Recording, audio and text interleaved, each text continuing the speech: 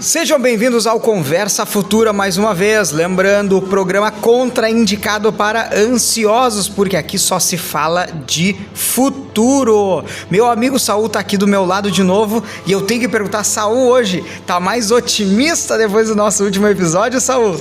Ah, Ronaldo, tá difícil ficar otimista. Quero ver o que tu planejou pra gente discutir hoje, se tu vai conseguir me deixar otimista ou não. Nós vamos ter que ir pro lado do otimismo, né? Não dá pra ficar só no pessimismo. Otimista eu tô com os números desse podcast e aí já vou jogar a bomba no teu colo. Como é que essa galera sabe onde nós estamos, Saul? Mas é muito tranquilo, a gente tá em vários canais. Tu pode nos encontrar no Instagram, @Conversa Futura. Pode nos encontrar no Spotify e aonde mais? No Deezer e no Amazon Music. Em breve no YouTube também. E daqui a pouco, se for pedido por todos os milhares que nos acompanham a gravação em vídeo, a gente divulga um vídeo aqui dos bastidores do nosso estúdio. E para ser otimista, nós temos que ir pro lado das estrelas, dos estrelatos, dos deuses. Eu passei essa semana, Saul, só pensando em estrela. Vi um desenho do meu filho, apareceu ali uma pancada no bichinho, apareceu aquelas estrelinhas meio zonzo. Não sei se eu também não tô meio zonzo de discutir tanto sobre estrela. Vamos sair daí e vamos baixar num lugar inspirador, talvez a Grécia, o Olimpo. Eu acho que a gente poderia falar disso, não? Imaginário, mitologia grega. Eu acho que filosoficamente ela conseguia ali explicar naquele momento a origem do mundo, das coisas. Então acho que sim, seria uma boa a gente falar sobre o Olimpo, mas do quê? Com o que a gente vai relacionar isso com a guerra? Me conta. Então vem conosco aqui que tem aquele textinho maroto para pegar a tua atenção. Panteão. A etimologia é o ramo dos estudos da linguagem que se dedica a descobrir as origens e os significados históricos das palavras. Para um primeiro exemplo, vamos à geografia. Geo é terra e grafia significa descrição. Portanto, descrição da Terra. Geógrafos são observadores. A palavra panteão se origina do grego clássico e é formada por dois pedaços. Pan, que significa todo, totalidade, e está presente em termos bastante conhecidos, como os Jogos Pan-Americanos, ou mesmo pandemia, ou pandemônio. O restante da palavra é teão ou teon, ou simplesmente theo, que significa Deus, divindade. Dessa forma, temos a teologia, a teocracia. Então, panteão é a reunião de todos os deuses. Entre os gregos, temos aqueles descritos por Hesíodo e por Homero. Preste bem atenção a esses nomes, provavelmente você já ouviu vários deles.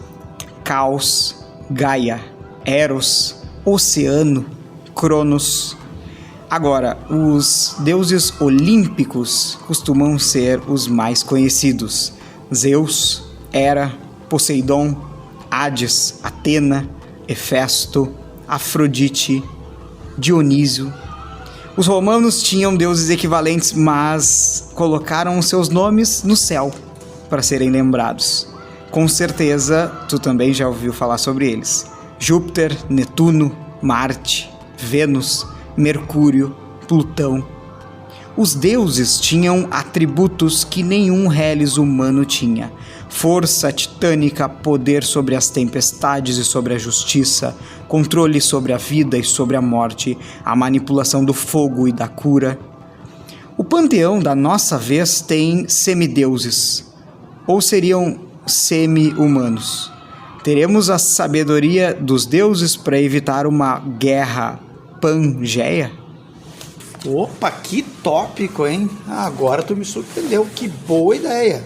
Deixa eu ver se eu entendi. A tua ideia é fazer um paralelo entre os líderes mundiais contemporâneos e os deuses do Olimpo, é isso? Essa pegada. E agora? Tem Zeus aí, tem Afrodite, tem Ares.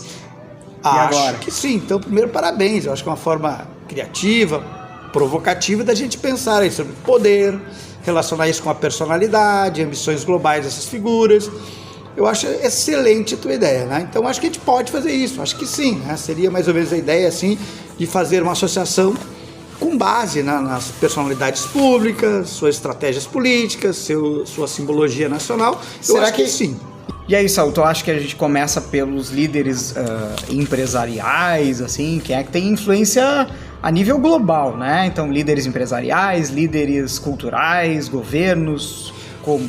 Pois é, eu acho que nesse primeiro momento a gente poderia deixar de fora essas figuras aí de influência tecnológica, econômica e cultural, não pelo menosprezo, assim, a capacidade que eles têm de influenciar o planeta, né? Mas mais assim baseado na ideia que essas lideranças políticas das nações, esses aí é que decidem fazer a guerra, né? Claro que muitas vezes defendendo o interesse desses outros, né, que trabalham muitas vezes nos bastidores. Então eu ficaria mais nessa ideia aí dessas lideranças políticas do planeta. O que tu acha? Eu acho que como nós estamos falando sobre futuro, projetar o futuro, talvez as decisões destes grandes políticos, então presidentes, primeiros ministros, ditadores também, que estão no poder, alguns talvez se manterão ainda há muitos anos. Talvez esses sejam realmente os mais importantes de analisar agora, tendo em vista que esses têm quase que o poder sobre o futuro. Será que é isso? Estes líderes têm o poder de deuses já, Saul? Olha, eu vou pegar um gancho que tu falou ali na tua introdução.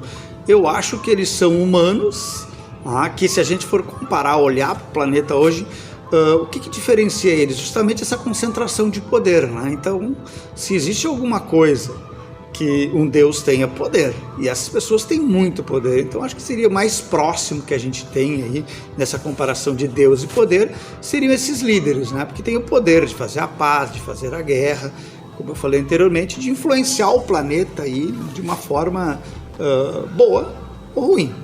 E qual é o maior poder de um Deus, aí na tua opinião? Qual é o maior poder, o que de mais importante um Deus controla? Pois é, eu acho que assim, se a gente olhar para os deuses do Olimpo, não existe nos deuses do Olimpo uma perfeição, né? Então eles têm as suas vontades, e muitos deuses do Olimpo lembram o humano, né? Aquelas vontades humanas. Então ao mesmo tempo que eu faço bem, eu faço mal, eu tenho interesses. E eu acho que hoje o maior poder que um Deus poderia ter é de influenciar outras pessoas e conduzir essas pessoas para alguma coisa, um interesse que ele queira, né? Então acho que é isso, seria entre aspas assim, pode ser influenciar, posso usar também a palavra manipulação, né? Eu acho que é de conduzir as massas, eu acho que esse aí é um grande poder. E o Deus da comunicação era o Hermes? Quem que tu acha que pode vir a ser? Eu vou me atravessar e vou ter que dar o meu palpite. Para mim, o Deus da influência, o Deus da comunicação, eu acho que entre os líderes mundiais que ocupam atualmente os cargos, ainda já vou, quase que parece que tirar a beleza de guardar esse nome para o final, mas para mim é Donald Trump, que é o cara que joga com a comunicação, um mega comunicador, desde a comunicação para envolver, criar massa, mas também aquela comunicação para intimidar. Então será que esse Donald Trump virá a ser o Hermes, o deus da comunicação? Já vamos começar discordando desde o início, né? Eu acho que eu vejo o Donald Trump como outro deus, aí eu vejo ele como Poseidon, deus dos mares. Ele é instável, é temperamental.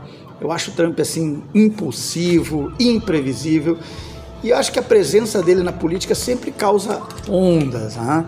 Ele está sempre assim, ditando a agenda, né, com aqueles superlativos, ele está sempre pautando o que o mundo vai discutir. Então acho que sim, tem um pouco de comunicação aí quando ele faz isso, né? Ele coloca aquele superlativo, diz alguma coisa e pronto, né? A pauta da agenda é essa, nós vamos discutir o que ele falou. Então tem sim, mas por que eu gosto mais da questão do Poseidon? Porque eu acho que ele é muito poderoso, mas também é vingativo, né?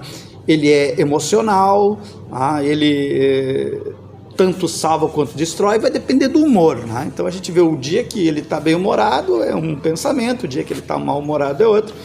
Então eu me baseio nisso falando assim no caráter nacionalista que ele tem, os confrontos que ele tem com os próprios aliados, basta ver aí a briga dele com Elon Musk, né? E o culto à imagem, que é muito forte, né? Então já vejo um pouquinho diferente de ti. Mas acho que tu esqueceu um ponto bem importante. Se tu quer relacionar com o deus dos mares, Poseidon, ele é um cara que tem a sua casa lá na Flórida chamada Mar-a-Lago, né? Que é onde ele reúne várias lideranças políticas para entrar em debate. Mas e agora? Que outro líder mundial a gente pode trazer para a mesa? Olha, sei lá, eu acho que a gente vai começar pelos três, assim, que são os maiores protagonistas hoje das grandes potências, né? Então, por exemplo, Vladimir Putin, né? Eu, por exemplo, vejo nele Ares, o deus da guerra, né? Então, acho que para mim ele personifica aí esse espírito combativo, né? Aquela frieza estratégica, o culto à força. E assim como Ares, ele é visto como agressivo, impiedoso, né? Respeitado por uns, temidos por outros, né? Então a gente vê isso pela guerra na Ucrânia, todo esse militarismo russo, um discurso de poder imperial que ele repete várias vezes, né? Então dentro daquela ideia que Ares não busca a paz, né? Ele a conquista ou a destrói. Então eu tenho um pouco assim, ó, vou atingir a paz através da guerra. Então eu viria o Putin assim como Ares. E tu? Vou te dizer que para mim é outro que tem um nome parecido, mas eu colocaria nele. Eu acho que ele tem mais uma cara de Hades, que era o deus dos mortos. Porque acho que o Vladimir Putin, ele tem muito da influência de ideias que já estão vencidas, já estão superadas. Por exemplo, a ideia da própria Rússia como uma grande potência, até de certo modo expansionista. Acredito que a Rússia já poderia estar se tornando um ator geopolítico importante, mas a nível regional. Acredito que é um passo maior do que a perna, em que num tempo próximo, me parece o Vladimir Putin mais uma personalidade egocêntrica do que necessariamente uma personalidade que demonstra que sabe os rumos para onde esse país vai. A Rússia, que é um país que atualmente enfrenta, isso ficou um pouco escondido depois do conflito atual, mas que enfrenta vários problemas sociais também, vários problemas demográficos, né? Então é um país que sofre já de um encolhimento populacional, sofre de uma série de situações que, pensando em se tornar esta gigantesca potência, é quase que levar o seu país a um revés que, se for um conflito de grandes proporções, pode levar todo mundo à morte. Então, para mim, é o deus dos mortos. Tudo bem. E também, como tu falou, levar todo mundo à morte pode ser Hades também. Vamos combinar que nessa aí nós empatamos, né? Xi Jinping, olha só, para mim, sabe quem ele me representa na mitologia? Xi Jinping. Xi Jinping. O mais poderoso cidadão chinês. Pois é, para mim ele é Zeus, né? Rei dos deuses. Por que eu acho isso, assim, comparando a personalidade, a política? Porque ele age como um grande controlador, né? Um centralizador, visionário, como Zeus. E como Zeus, ele exige lealdade absoluta e vê a ordem como prioridade máxima, né? Dentro do país dele, é claro, né? E ele vê essa ordem máxima, é claro, desde que ele seja o centro dessa ordem. Então eu vejo ele como um deus, né? Uma posição central dentro da China, e vejo ele, né, olhando assim o domínio do Partido Comunista, o controle tecnológico que a China busca ter e ele incentiva, as ambições globais que ele tem, eu vejo ele como um Zeus, né? Decide o destino do Olimpo, ou seja, ele tenta decidir o destino do mundo, ele busca moldar, né, a nova ordem mundial à sua imagem e atendendo os interesses da China. Então, para mim, ele, e até falando um fato bem importante da China, né, todo esse crescimento que a China tem tido nos últimos anos da tecnologia,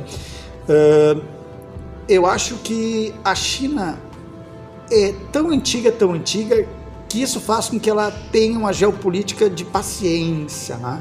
Eu acho que os projetos são todos projetos a longo prazo, então ela não pensa para amanhã, não é aquela coisa imediatista, né?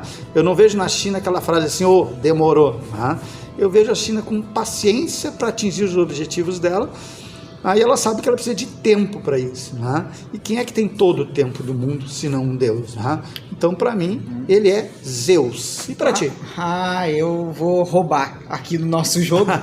E porque antes existiam, então, na mitologia, os deuses primordiais. Antes dos deuses do Olimpo, e entre os deuses primordiais nós tínhamos o deus Cronos, que era o deus do tempo. Então, assim, eu pego este aspecto e vejo muito mais como um Cronos. Só que tem um problema aí, né? Porque, brincadeiras à parte, Cronos foi atacado, assassinado pelos seus filhos, e entre esses filhos estava Poseidon, né? Mas enfim, Cronos, acho que representa bem essa temporalidade que tu trouxeste, e até vou trazer um outro dado que é importante no nosso debate aqui, que é sobre esse choque de tempos, Saul, porque nós temos também essa paciência do Oriente, e alguns analistas colocam também esse choque entre Oriente e Ocidente, essa paciência do Oriente como uma vantagem muito grande. E aí eu anotei que o Xi Jinping, por exemplo, é um cara que está com 72 anos de idade. Então imaginemos que ele vai seguir como mandatário chinês até os 80 anos de idade. Nós temos 8 anos ainda pela frente de um governante, de um governo, né, sobre a responsabilidade de alguém que já está lá dentro há muito tempo. Ou seja, de um plano que tem uma continuidade muito grande até para a preparação de sucessão. Diferente, vamos pegar lá os que a gente citou antes, Donald Trump. Donald Trump já tem 79 anos de idade. É nos Estados Unidos, que é uma república democrática. Ou seja, em que esse mandato, quando terminar o dele, outra pessoa vai ser eleita e vai pender de acordo com os humores daquele momento da população, com as agruras daquela população daquele momento, né? Vladimir Putin tem 72 também, por coincidência, a mesma idade lá do Xi Jinping. Então note que existe também esse choque de tempos, em que quando Xi Jinping atingir a idade atual do Donald Trump, 79 anos, Donald Trump já vai ter acabado o mandato há muitos anos. E agora? Será que existe realmente um choque de tempos? Pois é, né? Olha, gostei dessa ideia. Eu acho que realmente tu tens razão na questão do tempo. O que eu penso em cima da tua análise? Eu penso assim, ó, o mundo vai mudar muito, vão vir outros líderes, né? E será que esses líderes vão manter a mesma política que os líderes atuais? Será que esses novos deuses que irão substituir esses deuses atuais vão trazer também essa bagagem? Né? Então, por exemplo, tu falou de Cronos, né? Do tempo, da passagem do tempo. Será que nessa passagem do tempo também a humanidade não vai mudar?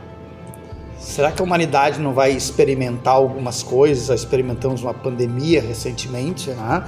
E de certa forma essa pandemia ela mudou algumas coordenadas, nós passamos a pensar um pouco diferente. Então acho que o tempo ele impacta em tudo, né? Então pode impactar sim nessas lideranças, no que vem pela aí, o que vem por aí, né? Então acho que pode impactar sim. Claro que eu não vejo isso muito na China, né? Não vejo por quê? Porque a China é um partido único. Quem está naquele núcleo pensante da China, se sair o Xi Jinping, deve entrar outro mais ou menos na mesma linha.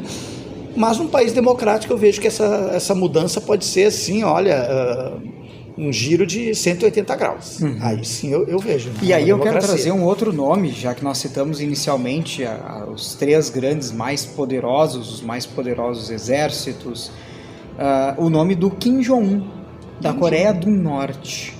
Detentor de armas atômicas, detentor de uma grande indústria da guerra, sendo ali um ponto que conecta também chineses e russos, os russos já recebendo um apoio, inclusive em forma de tropas, na guerra da Ucrânia.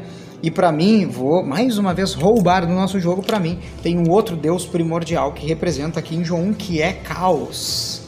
Caos. Porque nós temos aí toda essa desordem, parece, que talvez eu colocaria ele entre Caos e entre Dionísio, né? Então, assim, quase que meio dançando no campo minado, já diria Engenheiros do Havaí, porque está aí sobre armamentos pesadíssimos, sobre uma série de ameaças, ameaçando a Coreia do Sul também. Então, assim, me parece uma figura meio caótica e mais, com apenas 41 anos. Ou seja, se nós botássemos aí a idade de Xi Jinping, Kim Jong-un tem mais 30, 40 anos talvez pela frente como governante. 30 anos só para chegar na casa dos 70. E agora, que divindade está Kim Jong-un? Boa pergunta, né? Eu acho que eu vou próximo ao que tu falou. Eu veria ele como Hades, né? Deus do submundo, né? Isolado, implacável. Eu acho que ele governa, né, a Coreia do Norte com mão de ferro, né, cercado de segredos, né, controle absoluto, e vejo que ele tem alguma coisa com Hades. Se tu observar, Hades nunca buscou aquela questão da popularidade, né, e eu vejo isso nele. Eu acho que ele quer mais o domínio sobre o reino dele, o controle sobre o reino dele, né, e por isso ele governa ali com mão de ferro, né. Então, regime fechado, poder hereditário, né, a ameaça nuclear, como tu comentou. Então, por ser uma potência nuclear, ele sempre usa isso como uma carta, né?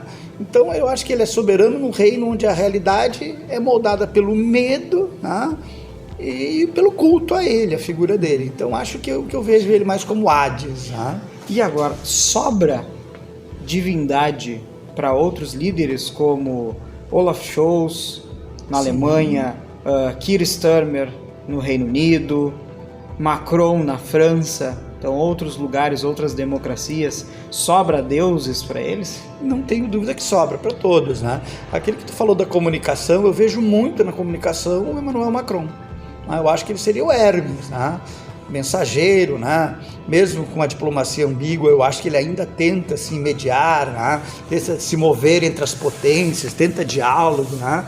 Claro que às vezes esse diálogo, né, tudo isso é para atender interesse da própria França, né? Então vejo ele como Hermes, né, esse deus da comunicação, né, trânsito entre mundos e negociação, porque ele tenta conversar sempre, né, com quem está em conflito, com os dois lados, né? Então tem diálogo com a Rússia, com a China, né?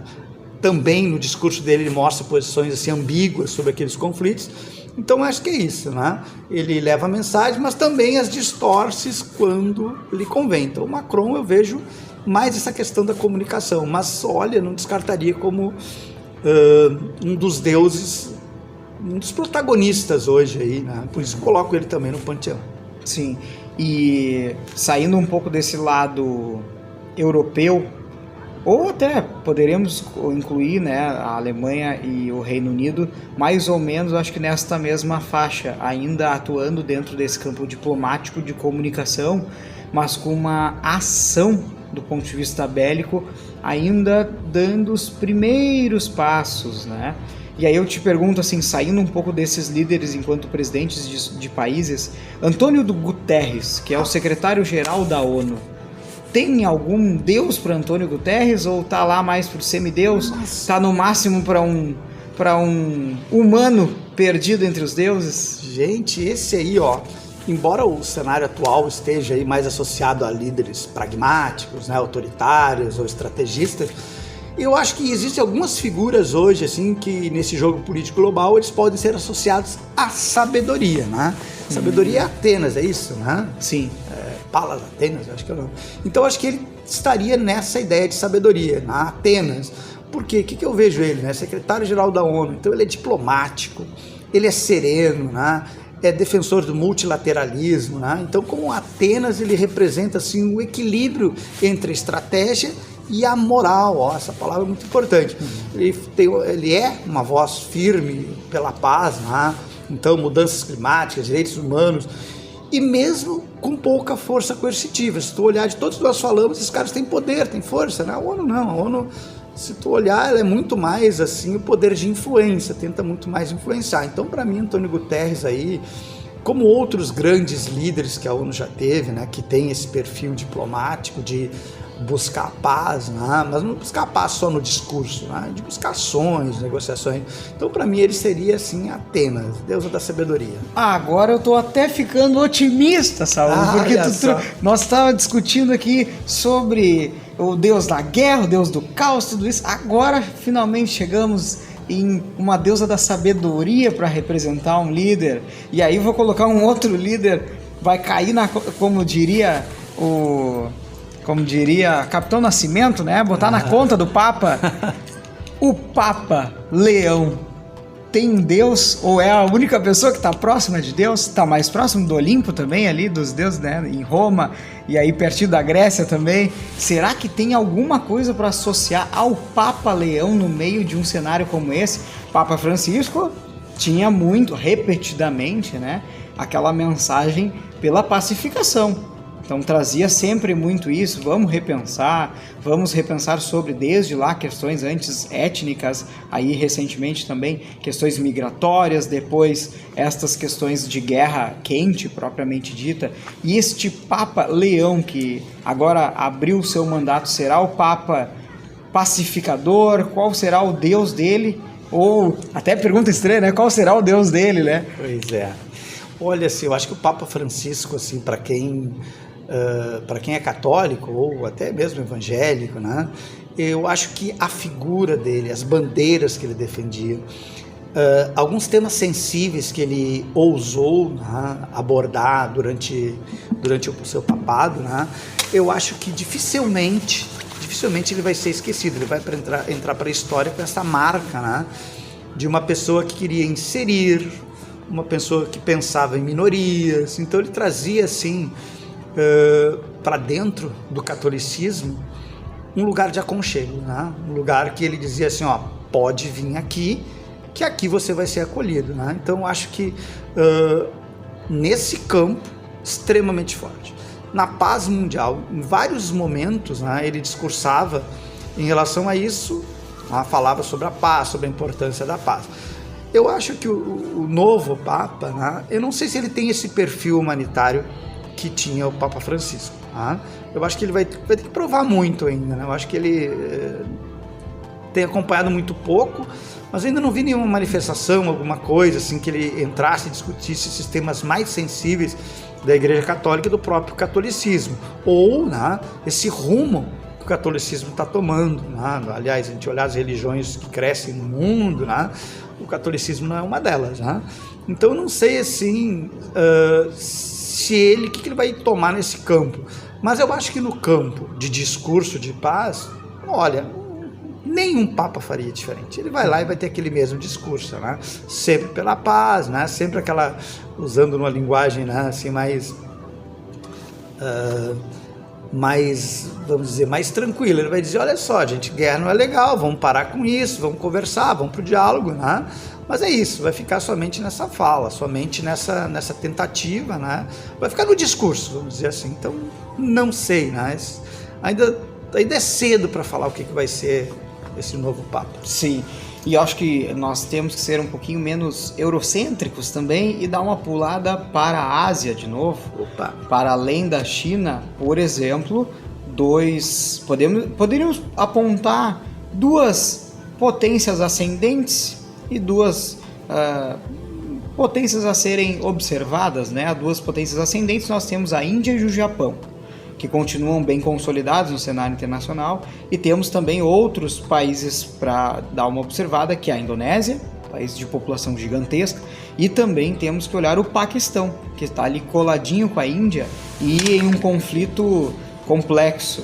Será que existem deuses olhando para este lado também, ou serão apenas coadjuvantes, ou surfarão uma onda aí para desenvolver-se a partir de um cenário de guerra? O que tu pensa sobre isso? Será que ali cabe um Apolo, deus do sol, da cura? Será que dali virá a cura para depois do conflito?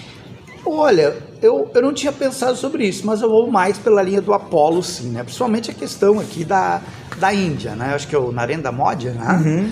E eu acho que eu vou mais por essa linha, porque assim, o que eu vejo ali, né? Sim, Deus da luz, da ordem e da profecia. Se tu observar hoje, se tu comparar a Ásia de 50 anos atrás para a Ásia de hoje, né, tu vê que o que ela cresceu em questões industriais, né, tecnológicas, riqueza, produção. Então eu posso dizer que a fábrica no mundo hoje está lá, a produção do mundo está lá. Então acho que sim, né? mas também de muita rigidez, né? Então o Modi, por exemplo, lá na Índia, ele projeta uma imagem de liderança moral e civilizatória. Então ele promove, né, aquele nacionalismo cultural ligado à tradição, à identidade hindu, né? Então alguma coisa bem interna, né? Mas eu acho que como Apolo, assim, ele busca clareza, né, controle. Eu acho que tem um pouquinho disso, sim.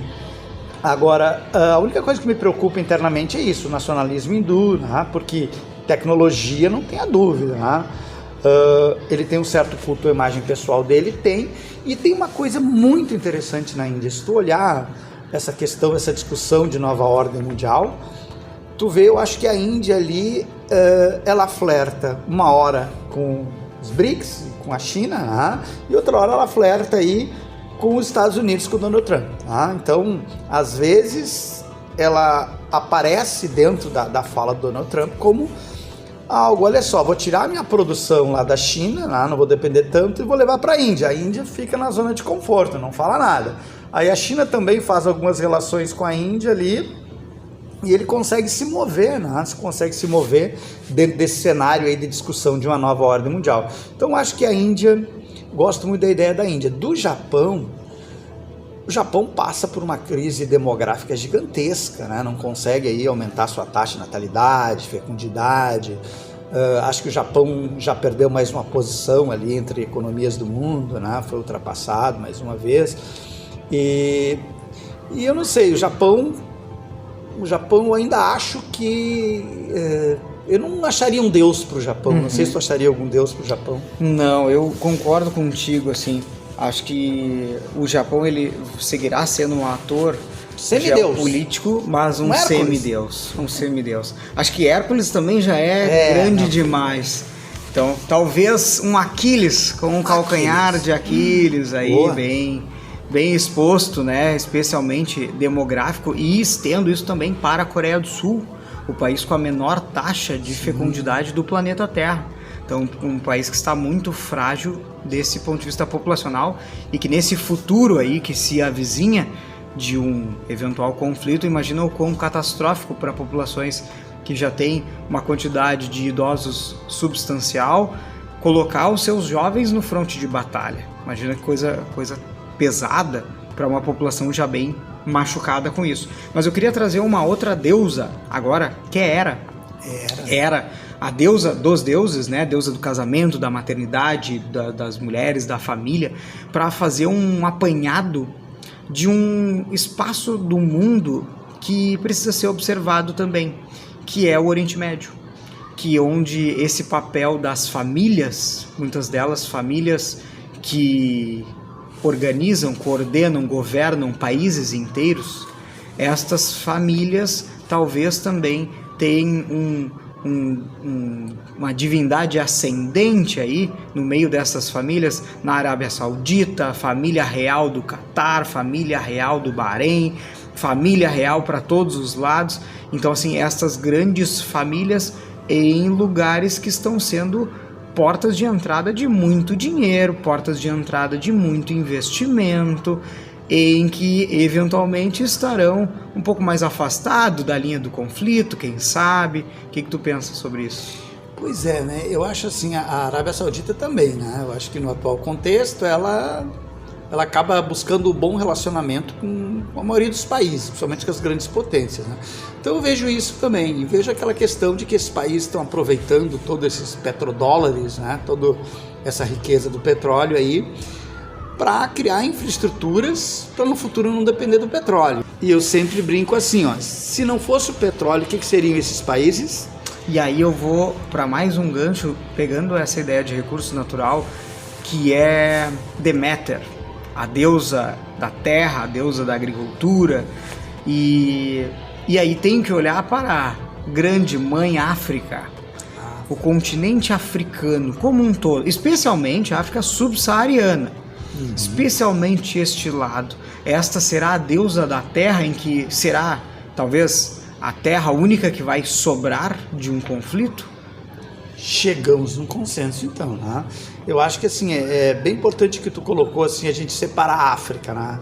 O norte da África ali, a África branca, né? Aquela África aí de influência árabe, muçulmana, eu acho que é uma pegada, né? Uma análise. Depois tu tem ali a região do Sahel, e hoje eu agora me lembrei, tu falou em idade, né? Do Ibrahim Traoré, né?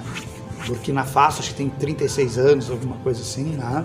E traz uma nova reflexão para a África, com um afastamento das potências, né, colonizadoras, no caso dele a França. Então, eu acho que a África como um todo poderia ser visto como um deus, porque eu não vejo assim deuses na África, alguém que pudesse ter um poder para impactar o globo, né? Mas vejo os movimentos da África, né? E a África subsaariana, realmente, se a gente olhar ali a questão de IDH, se a gente olhar toda essa questão de pobreza, né? Ela pouco avança, né? Ela pouco avança. Hoje, muitos conflitos internos, né? Hoje, um olhar externo para a África é um olhar assim de continuar levando aí os recursos naturais da África, né? Mas e por que eu vejo ela como a terra? Eu vejo que também a África, num determinado... Se a África, né, começar a olhar para suas riquezas, né, petróleo, ouro, terras raras, né, diamantes, terras agricultáveis, para tudo que a África tem, e ela se conscientizar, né, de como ela vai usar, se ela usar assim, até vou fazer uma brincadeira aqui, África para os africanos, entendeu?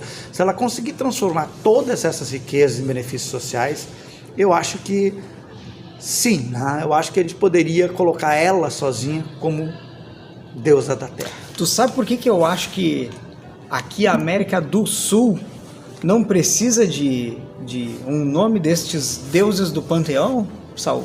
Por quê? Porque eles estão conversando aqui, dois deuses do panteão aqui, conversando aqui. Deus Ronaldo, Deus Saul. Tá.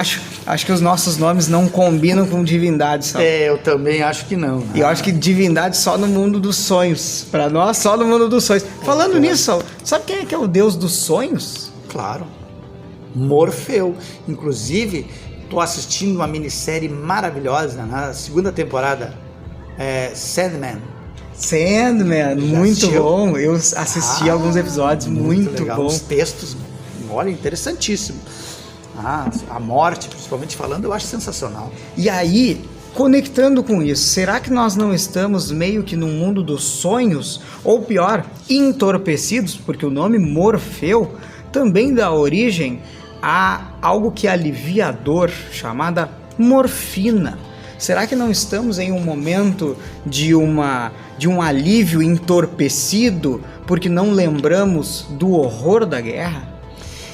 Olha, bem possível que isso aconteça. Eu acho que a gente até já discutiu isso lá, acho que na nossa introdução, no nosso episódio 0, né? Eu acho que a humanidade esquece muito fácil, né, de certas coisas. E aí se cria algumas narrativas que são apenas narrativa de quem não viveu aquilo. Quem viveu o horror da guerra não esquece. Né? Então isso só pode ser assunto para uma conversa futura. Te esperamos aqui para nossa próxima conversa intitulada Memórias do Horror. Por que esquecemos do horror da guerra? Não te esquece de seguir este canal aqui, não te esquece de seguir o nosso podcast no Spotify, marcar lá o botãozinho seguidor, curtir, compartilhar, botar comentário, mandar mensagem para nós, para todo mundo que tu quiser. Ronaldo, agora me lembrei de uma coisa. Alguém perguntou lá no Instagram, e gente, se vocês quiserem perguntar, participar, fica à vontade, que tu disse lá no episódio 0 que tu amava, né, que tu queria discutir a guerra cultural, e o pessoal disse que tu falou muito pouco sobre isso. Será que em algum episódio lá no futuro tu vai falar mais sobre esse assunto? Agora te coloquei na parede. Só em conversas futuras teremos sobre guerra cultural. Te esperamos lá. Obrigado por ter acompanhado até aqui. Tchau. Abraço, tchau.